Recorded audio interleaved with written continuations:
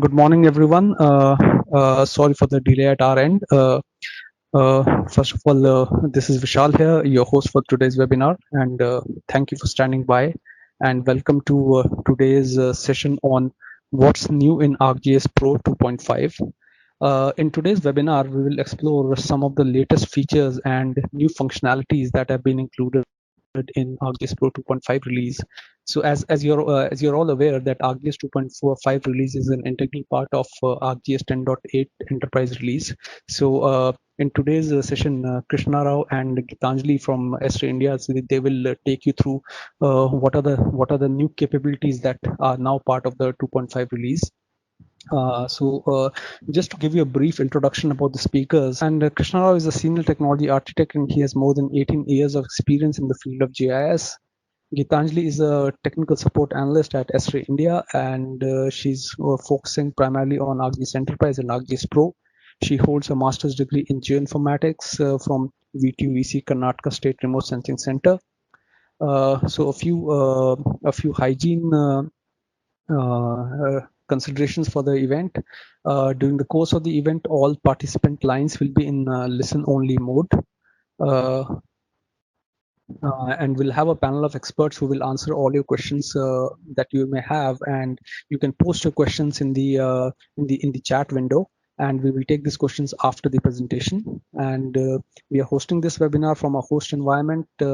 If and while we have ensured that there is no disruption, but if we face any unexpected disruption, we will ensure that we are bringing it back online as early as possible. So without further delay, I would like to hand it over to Krishna and Gitanjali. Over to you, Krishna. Thank you, Vishal.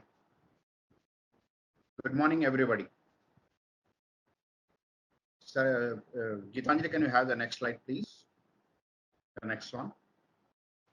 So before we go down and try to show you what's all new in the ArcGIS Pro 2.5, I would like to just re-emphasize on many of you who are probably new to this new segment of ArcGIS Pro. ArcGIS Pro is our new offering, and you all know that ArcGIS Desktop includes ArcMap, ArcCatalog, and it has many optional 3D viewers like ArcScene and ArcGlobe, whereas ArcGIS Pro combines all of them into one single product and offers you as a single product offering. Data from these apps can come from local sources like geodatabase, shapefiles, or from a WebGIS datasets like your own ArcGIS Enterprise, our Living Atlas, the content portal, or through our cloud offering of ArcGIS Online. It can come from any of these places. And that's where ArcGIS Pro actually becomes a connected desktop, which most of you will know. And that's how it is able to actually now communicate with services, and you can even ingest services into ArcGIS Pro and do your analysis. Next slide, please. So when you look at ArcGIS Pro, this is a part of our Esri Geospatial Cloud, and ArcGIS Pro is the Esri's most powerful single desktop GIS application. Technologically ahead of everything else in the market, ArcGIS Pro supports data visualization, advanced analysis, and authoritative data maintenance in both 2D and 3D. Now, ArcGIS Pro is tightly coupled with ArcGIS platform, supporting data sharing across ArcGIS Online and Enterprise through our WebGIS component. And as most of you users wanted us, now at ArcGIS Pro is just purely 64-bit multi-threaded application. And the other very much important thing is it has a contextual user interface. And I was telling you it's a combination of all the apps which we used to have separately in ArcGIS Desktop. Now these are all combined as 2D and 3D experience. And you can now open multiple windows, multiple maps, and the other beauty is now you can create multiple layouts for your map creations. That's how the ArcGIS Pro has done it. Can we have the next slide, please? So that's why now you can see this is a user interface where it's actually new. So here you can see that the ArcGIS Pro ribbon based has a contextual interface. tasks and commands react directly on the active map view and items in the contents pane. It's intuitive and familiar too. The contents pane, among the other parts of the interface, can remind you of interacting with ArcMap. And it is, it is coupled with many context tools, and familiarity makes the traditional workflows much more easy. And RGS Pro has a project-based folder structure. So basically, it is designed to contain maps, layout, toolboxes, database connections, styles, folder connection, all in one single project, so that you may not have to run around like these files may be located in different places. So that's another very thing why the RGS Pro is becoming a project-based. So you have all those things at one single tab. And the RGS Pro interface, we have ensured that we keep map as a focus. And that's why, based on the data in the map, the tools come up and automatically come up. So that's how it becomes a contextual. And you can also have some of the modal dialogues as you want it. Lastly, but not the least, Pro can integrate both 2D and 3D in a single application. And it provides a very highly web connected online integrated interface. And that's a part of it. I hope that some of you have started using it, and we really encourage you all that you should now, your desktop product should be an RGS Pro out of. Next slide. So as I was telling you, this is actually an application fusion, and if that is the case, you can know. So what we have done, we have taken the best out of ArcMap, ArcCatalog, ArcGlobe Scene, and we have fused them into the one application. So RGS Pro also contains the City Engine runtime functionalities to fully leverage the realistic procedural rules that you can create and simulate a 3D features. That's why City Engine. So some of you who might not be aware of City Engine is our realistic procedural rule engine, wherein you can build and simulate a 3D engine. So if the rules are available in City Engine, they can just be brought into an RGS Pro and create a realistic city for that. So like what happened earlier, when the professional GIS workstation was there out, and then again with a single monitor, now people can use multi-monitor or video wall configuration to use this application. And you can tear them into many views. That's another very, very powerful thing of what RGS Pro has done. Next slide, please. So this is where you can do it from there. So what all you can do with an RGS Pro? The very importantly is the analysis. Geoprocessing, which you are all very familiar with, all of you. That's a place where the ArcMap is there. And now I would request my colleague Gitanjali to take over, and she can give deep dive into many of these things. So Gitanjali. Good morning, everyone. I'm Gitanjali from Esri India, and I would be taking you through the latest updates in ArcGIS Pro 2.5. Excited? The latest release of Esri's powerful feature-packed desktop software is here, and it delivers a lot of what you have asked for. With every release of ArcGIS Pro, there are many useful, interesting, and often fun new features to help you get your work done. So ArcGIS Pro also provides new way to improve mapping and spatial analysis, efficiency, and productivity with faster, easier methods. And all these are done keeping in mind your requirement and suggestions to bring you the new tools, workflows, and capabilities.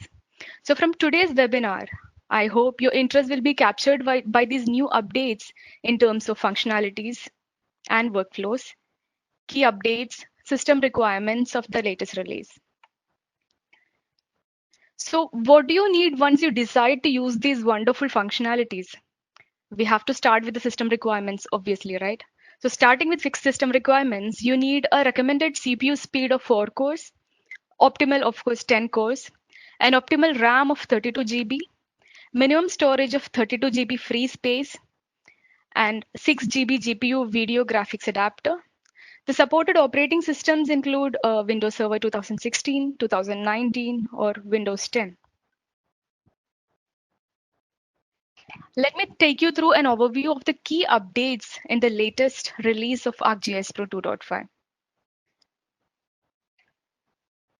starting with highlights. The highlights include Python notebook integration into ArcGIS Pro for data science workflow, additional printing capabilities to avoid registration errors in printing, improving printing color quality, etc. This is very handy once the output is concerned of what you work, right? So tools to manage distributed data using geodatabase replication workflows to create and manage replicas and sync changes using traditional versioning and all. We'll come to that in detail. Ability to schedule analytical tools to run later or with recurrence, like you can schedule it for a later time whenever you want. Again, ability to run building information management file workspace into geodatabase feature dataset, enhancement in editing tools, etc. Now, these are very handy. Now, this doesn't stop here. There are many more functionalities, and I hope you'll all go through it once this webinar is finished. You'll start exploring it more. Now, to start with, one of the great functionalities that ArcGIS Pro 2.5 brings, which is my personal favorite. So starting with the major update, that is ArcGIS notebooks, right? So what exactly are ArcGIS notebooks? ArcGIS notebooks provides users with a Jupyter notebook environment. What does that mean? At the core of the ArcGIS notebook experience are Esri's powerful Python resources. If you are a Python coder, this is what you need. So ArcPy and ArcGIS API for Python, along with many hundreds of popular Python libraries, are incorporated in this. And this is integrated into ArcGIS Pro now. You can perform analysis, immediately view results in a geography context, interact with emerging data, document, and automate your workflow. Now that means time saving, right?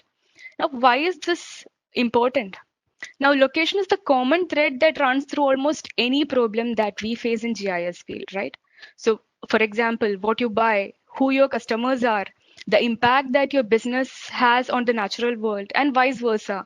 Like, what are the nature's impact on your business, right? So, all these problems come to location at the end. Now, here comes ArcGIS Notebook, right? Like every other tool.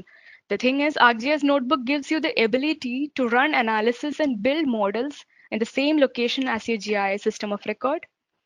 Because of this, you can reduce the amount of time spent wrangling data, giving you more time to explore your results. It really saves time. How is that possible? Let me show you in a small demo. So we'll go through a very small demo of ArcGIS Pro notebook, right? I hope my screen is visible. Now, starting with ArcGIS Pro, first and foremost, I have to create a notebook. Now, how to do that? I'll go to my folders, I'll right click, go to new, and create a notebook. Now, once I click this, a notebook is created. So this is where I'll be working, right? So this is how the notebook will look like. I can import my code here, right? I can define what type of tool that I'm running or what type of analysis that I want to do. Once I import my code, right? And once I run it, I will get the result just like that. So let me run this code. Okay. So I have created a separate in the meantime, and this is how the result will look like. You will have a geocode result, right? Now, if you see here, this is the geocode result that has run with just a matter of seconds. All you have to do is you will import your code for your particular tool, right? You will run it, and within seconds, you will get the result just like that. Very handy, right? So there are many Python queries and codes available online as well if you'd like to explore. If you're a Python coder, I hope that you will go through this and start using ArcGIS Notebook integrated in ArcGIS Pro. Now that was one quick demo. Moving on. Next fascinating thing is ArcGIS Pro now provides offset printing and color management. Now, this ensures colors are rendered consistently across devices. Is it really necessary, all this fuss about colors and printing? So when you print a map or a layout in a standard office printer, do you really know what happens? So the colors you see on the page are typically made up of a mixture of 4 colors basically: cyan, yellow, magenta, and black dots in varying proportions. These 4 ink colors collectively are called CMYK or process colors, right? So what all combination you choose, that will come from these basic 4 process colors. In normal scenario, it is okay. But in some cases, you might need an additional custom ink color. For example, imagine that you're a cartographer creating a topographic map. So now you need a specific color, say brown color, to be used for defining contour lines. Okay, contour lines, contour labels, etc. Now, these are typically symbolized with fine lines and small text. So when this brown color is made up of dots of cyan, magenta, yellow, and all, the slightest amount of misregistration can make them appear fuzzy, which can cause a negative impact on your printing. To mitigate this, Pro's latest release has something called spot color. The spot color can be defined so that these features print with a single solid ink, right? So what we do is we custom a particular spot color which will be related to the basic 4 process colors that already exist, and that once you use or adapt the spot color, that will mitigate any small problem that can come from misregistration, meaning your final output will look more proper without any fuzzy output values in that, right? Or fuzzy print in that. There is one more thing. So let's assume that we have a forest cover data set where point symbols for deciduous trees are there, and we have polygon symbols for forest boundary, right? Now, when I have point symbols for deciduous trees, obviously that will be in very large data set. It will be kind of overcrowded, right? So by default, when a map or layout is printed, the colors on top knock out the colors below, right? Such that the topmost color prints directly on the page with no other ink below it. This is generally desirable, but in some cases, you might want those colors to overprint instead. Now, what does overprinting mean? Overprinting means that the colors below are not knocked out. You're keeping everything intact. So when is it recommended? It is recommended for small or detailed point symbols or text symbols. So when you print without overprinting, very slight registration errors can cause again issues or fuzzy printing, or it can cause small slivers of white where ink is not there. So again, your output or your print will not look desirable, right? So these are like some noticeable and distressing issues that can happen in your print. Now, how to adapt it? Let's have a quick demo.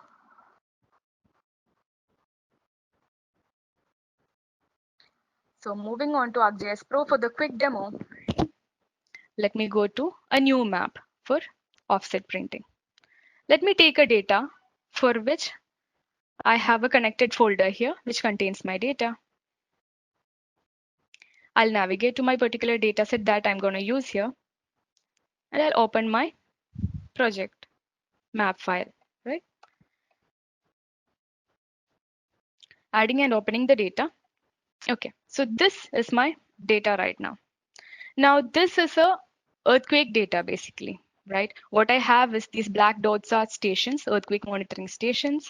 I have some road values here, right? Some major faults here, earthquake values here, right? Now suppose if I want to print this, right? Now if you look at this, you can see that major faults are described or symbolized with black color, right? Now once I'm printing this, it can have that fuzzy effect in this, right?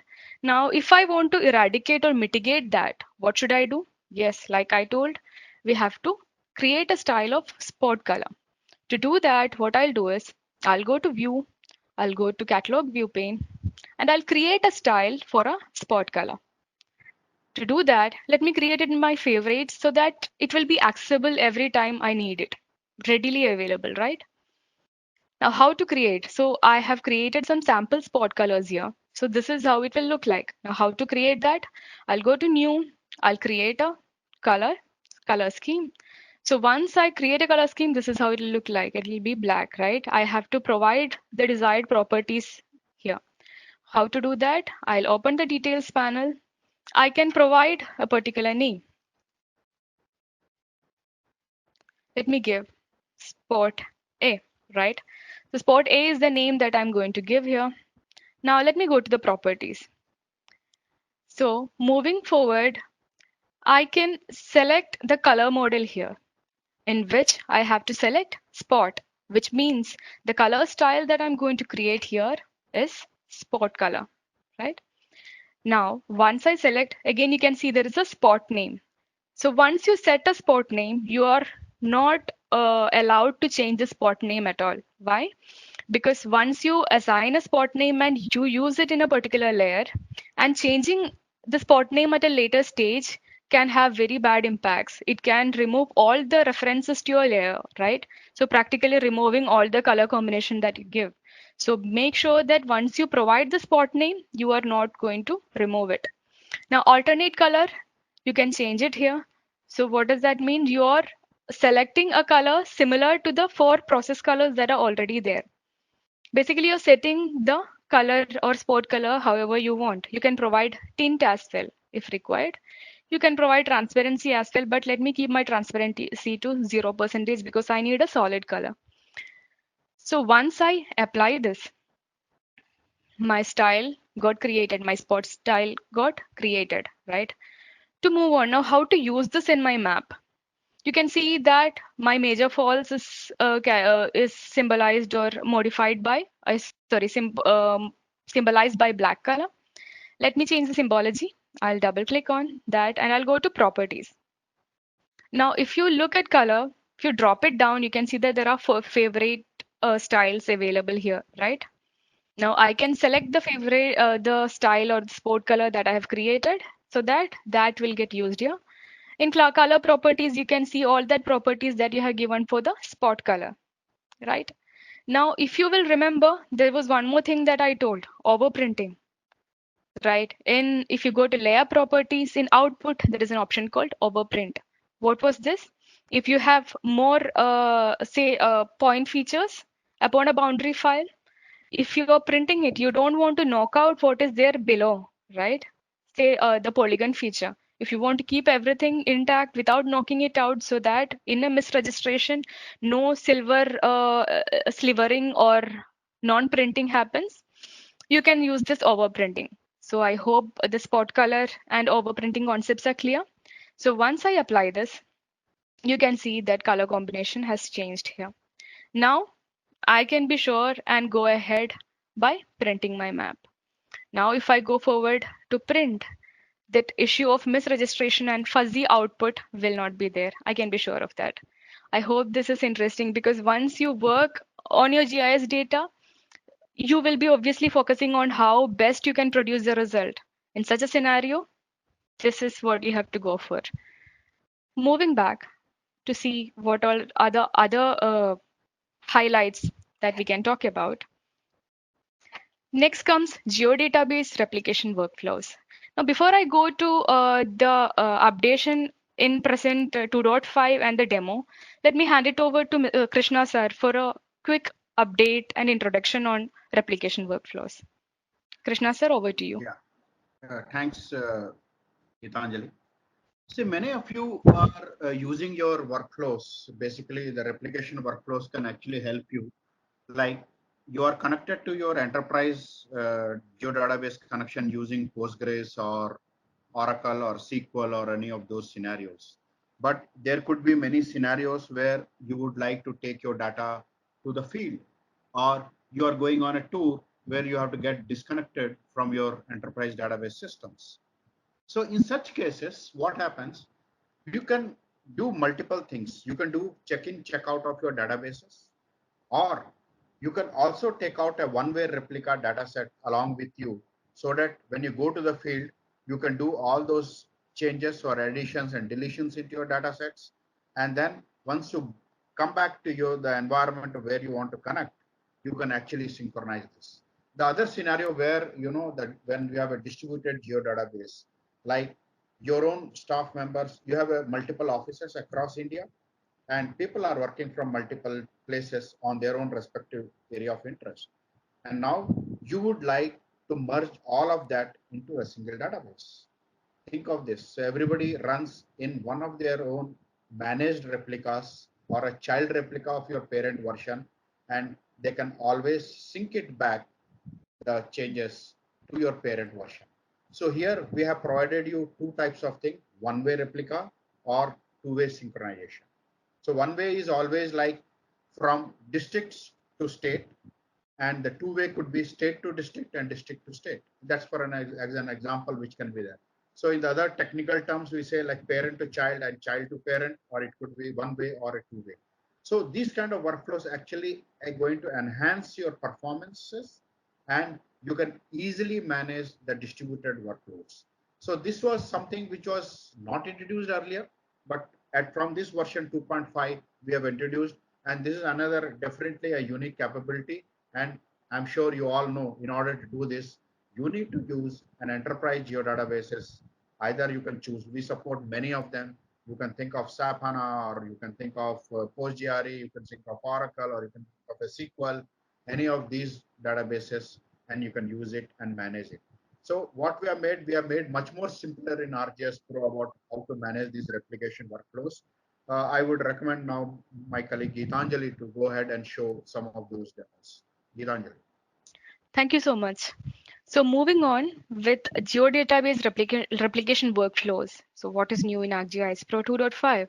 So geodatabase replication tools have been added to distributed geodatabase toolset, which can be used to create and synchronize replicas as a part of distributed data workflows in ArcGIS Pro, as Krishna sir has told. So this allows you to create a replica in geodatabase from a dataset in an enterprise geodatabase. What exactly is this required?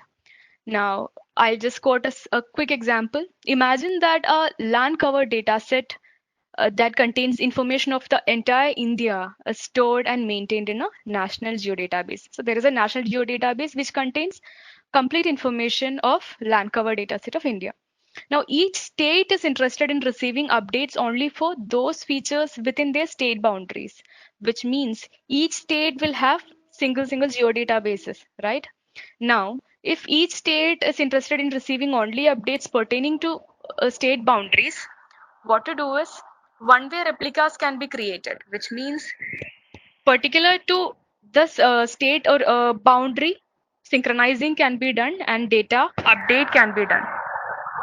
So in this configuration, the national geodatabase is assigned the role of parent geodatabase, and state geodatabases are assigned the role of child in each replica pair. Let's see how this whole process works. I have a quick example to show you. So again, moving on to ArcGIS Pro for a quick demo. I have created sample geodatabases for your understanding here, so that you see how it works within parent and child geodatabases. I have a parent geodatabase here and a child geodatabase here. I have data inside both, right? Which are replicated. Now, before creating a replica, there are a few things that we have to keep in mind. That is, the dataset inside should have global IDs. How to create that? You'll go to manage and there are add global IDs to be done. And the data should be registered as versioned in both the geodatabases. So once this is done, what we can do is we can create a replica. Go to distributed geodatabase and there can be an option called create replica. So once we create replica, like in this case, I have a parent and a child and which are replicated. Whatever change that I do in my parent, the same will be incorporated in child geodatabase once I synchronize the changes. Let's see how that works. Going to parent, let me do some edits here. Let me create a small polygon and see how this works. Suppose I want to add some data here, right? So this is my parent. Just have a look at child. That is not there in child yet, right? It's not synchronized. I have created the data. I'm saving the edits, right? Let me save all the edits. Next, what I'll do is I'll go to parent SDE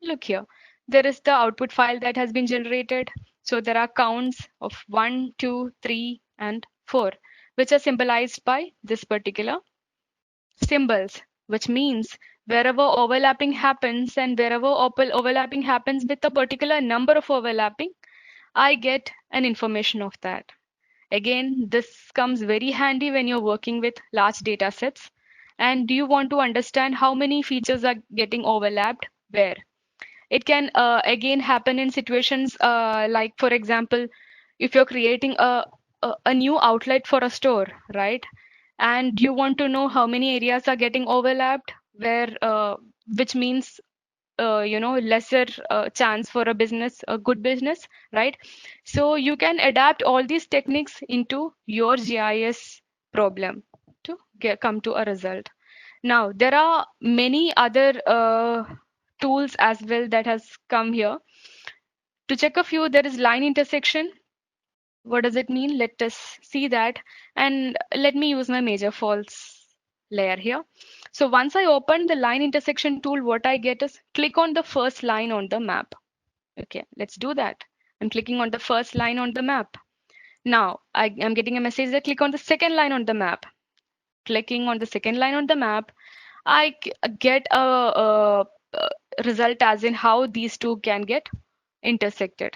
This is again useful when you're using network data set or line features to work with in a project. So once you click the two lines for which you want to see how the intersection can happen, what you have to do is you have to choose the two lines and then go for line intersection. Now, coming to the very interesting topic, BIM integration. Again, we'll go to geoprocessing tools. And we have a new tool called BIM to file geodatabase. If it's not there, you can directly search it here as well. Yeah, you get the tool BIM to file geodatabase, which imports the Revit data and converts it into ArcGIS native format. I have a sample data set here.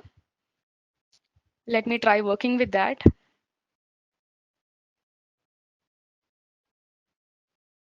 So, okay, so here it goes. I have a sample data set of Revit BIM file workspace here. Opening it, I can give an output geodatabase where I want the result to be there. So I'm going with the default geodatabase that has been created. If you want, you can select the geodatabase of your choice if you want to create something separate.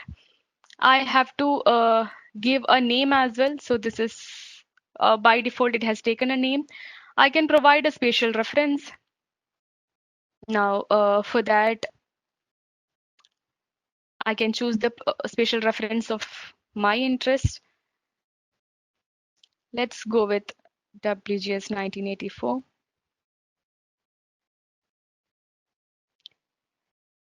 Yeah.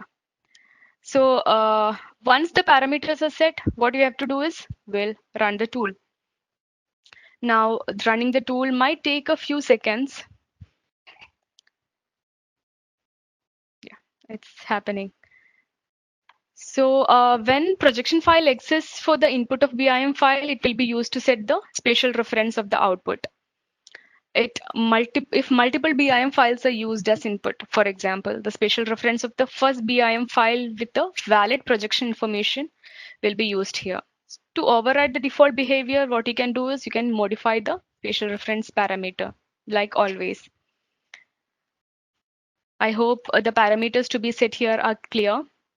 Now, output feature class will only be created when there are geometric objects in the building disciplines dataset feature classes. If there is no geometry, these feature classes will not be created. The only exception is that like exterior shell feature class will always be created even when no feature exists for it. So these are a few points regarding BIM to file geodatabase tool. The whole documentation is available online for your reference if you wish to use this tool. It probably takes a few seconds to run. So I hope it's almost done. So we'll be able to see how it looks like when BIM file is directly imported using this new tool to create a geodatabase. You don't need any other import or third-party software or import quick import tool and all for this. So our tool has run. Let's see how this looks like. Let me go to a new map for that to see how it looks like.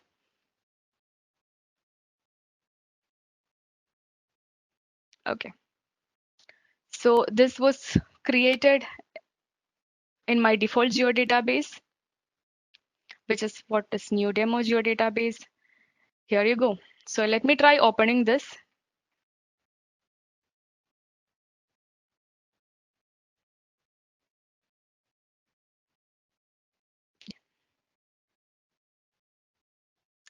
Adding to the current map, we'll see how this looks like.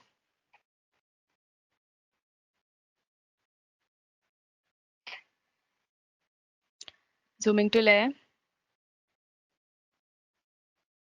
Okay. So this just converted the whole Revit file into ArcGIS native format, that is geodatabase. Now this is again very handy when you're using Revit data into ArcGIS Pro for using. And yeah, you can set the spatial reference accordingly according to the data type. So I hope that was really interesting. I'll take you back to the presentation now.